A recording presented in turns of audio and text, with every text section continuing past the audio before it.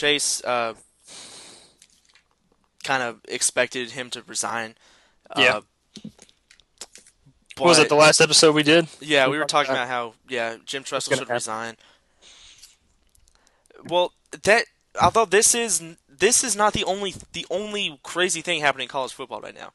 What's the stuff happening with West Virginia? Yeah, that's weird, man. All right, so the original plan at West Virginia was Bill Stewart, the coach has been there for the past couple years, was going to finish out this next season, and Dana Holgerson came in as the offensive coordinator and was gonna take over as the coach next year.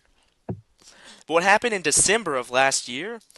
Bill Stewart decided to go ask some journalists to try to dig up some dirt on Dana Holgerson, get him fired so he can keep his job. That's just And then, so once everybody found out about that, he resigned. Well, I mean, okay, let me rephrase that. It was he allegedly asked a journalist to go dig up dirt on Dana Holgerson, and then he resigned. For all we know, he didn't want to deal with the stress of all that crap for his last season, so he just resigned.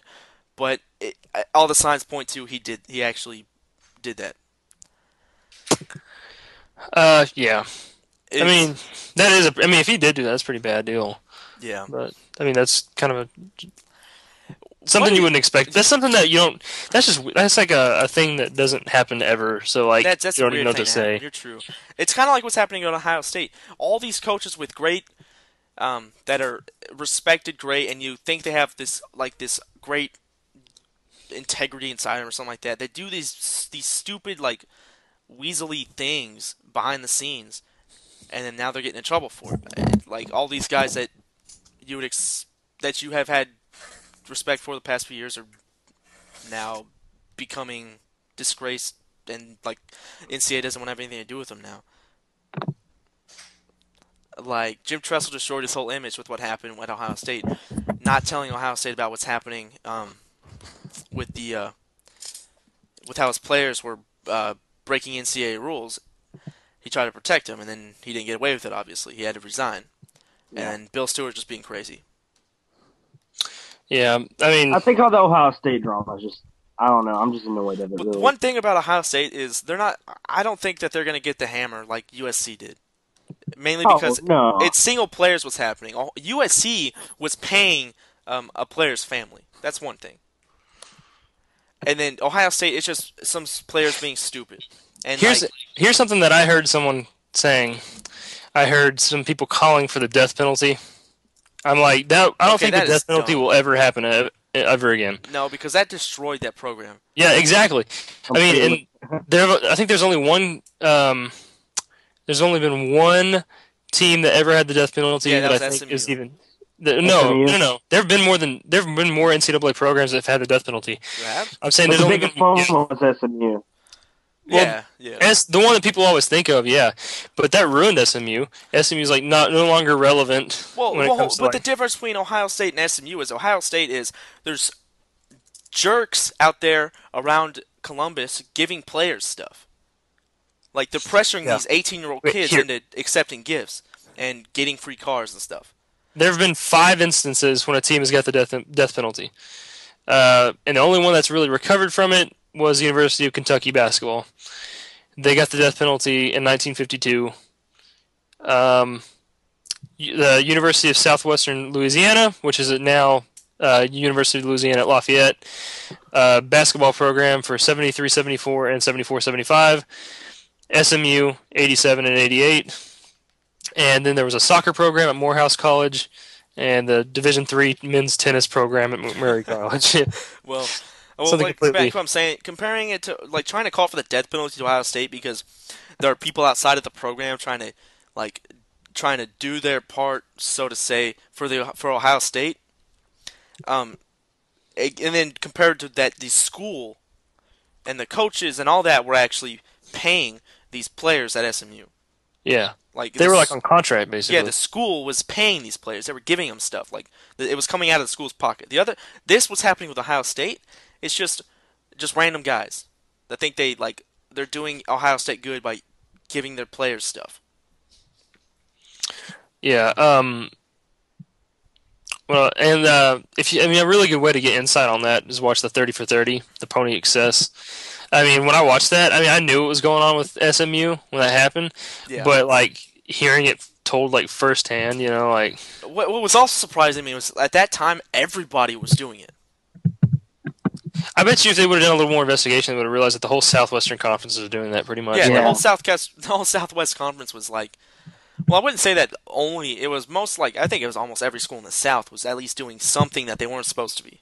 Yeah, but mostly the Southwest Yes, Conference. the Southwest Conference was pretty bad. Chia. But I don't think the death penalty will ever happen again in I don't either. sports, especially to a program like Ohio State, because when it all comes down to it, and like this is going to sound weird, but NCAA likes teams with big markets. Of And course. Yeah. Ohio State has a huge market. Like teams like Texas and Ohio State and USC, they have like these huge markets. I mean, people from the East Coast love some people from the East Coast love USC and they're on the West Coast. That's just how it is. Just it's Yeah. one of those teams that appeals to the national mainstream audience, and they would never do something to like take that kind of They'll, economic hit. they'll still punish them obviously because you saw what they did to USC, but it's never going to be anything like extremely strict.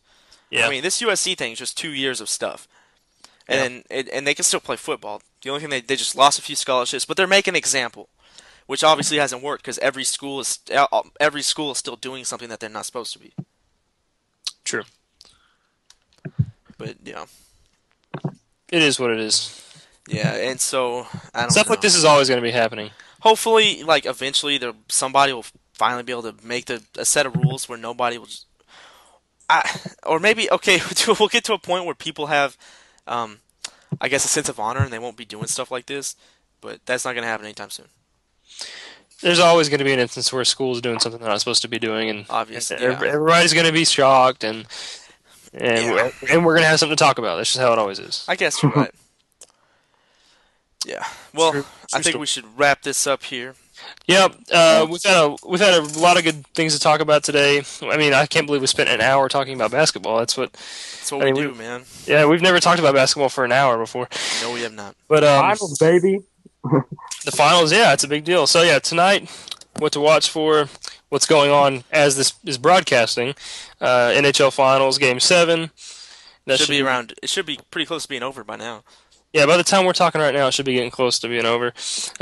We'll have the next episode going on for you next week, and Remember, all of these broadcasts are recorded and will be posted at my YouTube page, at Huerta11, and on our Ustream page. So if you guys missed the show, you could still listen to it whenever you want. and once again, check us out on Facebook, The Score with Chase Efurd and Joseph Huerta. Check us out on Twitter, at Chase Efurd and at _Joseph11. We'd like to thank Tanner Favela for being on the show with us today. Hopefully he'll be with us on some more episodes to come. And we'd like to thank you for making us part of your night. Appreciate it, man. Okay.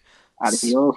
All right, so thanks guys for listening, and we'll be on next Wednesday. What we want to announce right now also is on Saturday mornings, we are hoping to start our own scored game day whenever football season starts, and we'll be able to discuss the football matchups for that weekend. So thanks guys for listening, and we'll see y'all later.